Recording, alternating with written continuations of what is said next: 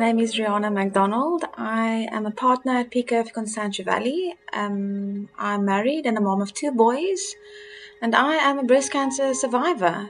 So on the 21st of November 2018, at the age of 34, I was diagnosed with triple negative breast cancer, and here is my story. So in August 2018, I had this pea-sized lump on my right breast. I then booked a mammogram because I have a family history of breast cancer. So initially they didn't want to do a mammogram as I was under the age of 40, and they suggested that I go for an ultrasound. So I went for the ultrasound, and they said I shouldn't worry, that I have cysts and I should come back the following year. So a few weeks went by, and I felt a bit uneasy about this little lump. It just kept on bothering me, and it was the first thing that I thought of every morning when I woke up. So I chatted to my mom and my husband, and they then suggested I go for a second opinion. So I went for a second opinion, and the breast surgeon looked at my scans, and he said, there's nothing to worry about, I have cysts.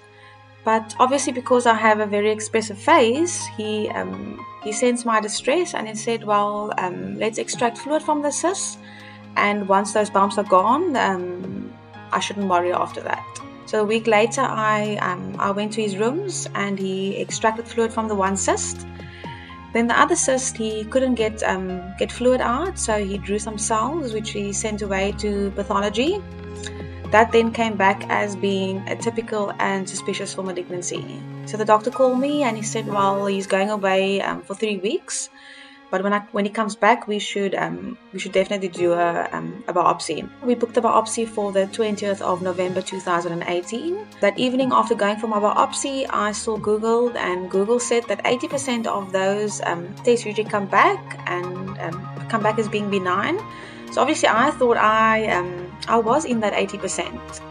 So the next morning, on the 21st of November, I remember it was a Wednesday morning, the doctor called, and he said I had breast cancer. So the tumor they were still busy with the histology of the tumor over the next 2 days. So I hoped and I prayed that it wouldn't be triple negative breast cancer, because triple negative breast cancer is the most aggressive form of breast cancer. It is very fast growing. It has a poorer prognosis, and it also has a very high rate of recurrence in the first 5 years. So I was hoping and praying that it wouldn't be triple negative breast cancer. So on Friday morning, 2 days later, on the 23rd of November, the doctor called, and he said he was sorry, but I have triple negative breast cancer. So that call for me was definitely more devastating than 2 days earlier finding out I had breast cancer. It basically felt to me like a death sentence. So after the next few days after being diagnosed, I had many scans and blood tests, and I went for x-rays, and also I eventually met with my oncologist to discuss my treatment plan going forward.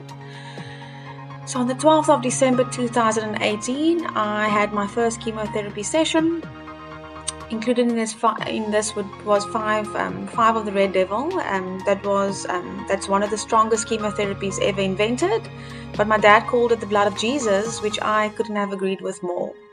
I finished chemotherapy on the 30th of May 2019, and then a month later, on the 28th of June 2019, I had a bilateral mastectomy.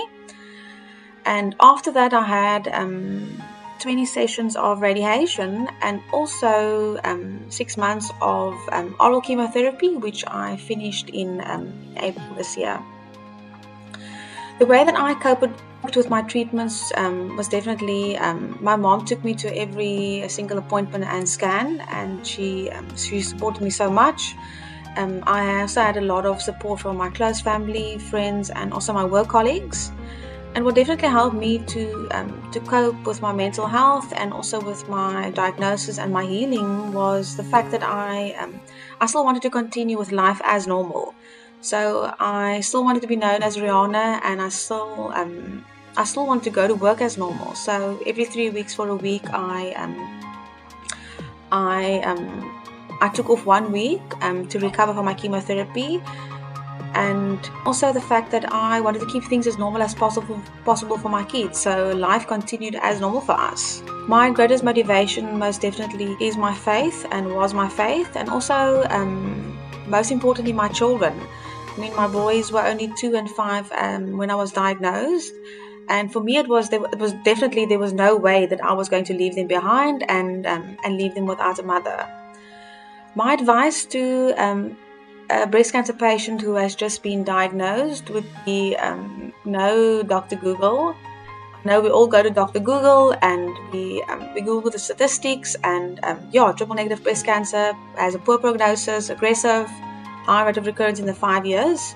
So do research on getting the best possible treatment, getting the best team of doctors, and also get an oncologist who specifically specializes in your type of breast cancer. And then also educate yourself, research your treatment plans, and ask a lot of questions. Be well prepared before your appointments. And then also, make sure you're getting everything that you need to survive. And then thirdly, it would be don't hide your diagnosis from your children. They are stronger than we realize, and sometimes when we don't have strength, they actually are our strength. My advice to family and friends of breast cancer patients would be to be supportive. Sometimes I know people ask, people will say, do you need help, or let me know if you need help, where I think you should just say, do you eat lasagna or cottage pie or whatever else, and on such and such a day I will bring you dinner. Because I know we all say, let me know if you need help, and we all know that we won't ask for help. So luckily I had my mom. My mom basically ran our household when I was sick after getting treatments. So going forward, I have learned this too, where I won't just say let me know, but I will actually say offer to make dinner on whichever days. The way that breast cancer has impacted my life over the last few years would definitely be we always make plans, we have our to-do lists, we have our checklists, and but at the end of the day, we might make our plans, but God ultimately directs our steps. We might not know the reason now, but God always has a reason for our suffering. Family was and is still very important to me, and spending time with them is precious, and also the little things in life really are the big things. My advice to the public regarding breast health awareness would be listen to yourself. If it wasn't for me listening to my inner voice, I would not have been diagnosed, and I wouldn't have been here today to tell my story. And doctors are intimidating. They sometimes dismiss our concerns. So if you are concerned and you're feeling uneasy about something, make sure that it gets investigated, because I was only diagnosed 3 months after my initial ultrasound.